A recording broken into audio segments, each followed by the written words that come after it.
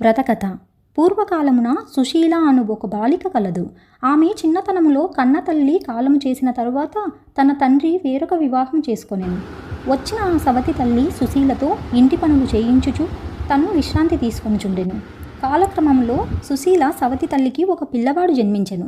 ప్రతిరోజు ఆ పిల్లవాడిని కూడా ఆడించమని సుశీలను పురమాయించి బదులుగా ఒక చిన్న బెల్లపు ముక్క తినమని ఇస్తూ ఉండెను.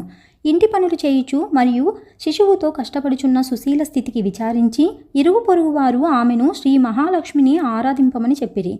ఆ మాట వినిన సుశీల మట్టితో శ్రీ మహాలక్ష్మి యొక్క బొమ్మను చేసి తన కన్న తల్లి వలె భావించి నిత్యము పూజించుచుండెను. తన సవతి తల్లి ఇచ్చిన బెల్లపు ముక్కను అమ్మవారికి నివేదన చేయుచుండెను. కొంతకాలమునకు సుశీలకు యుక్త వయసు వచ్చినది.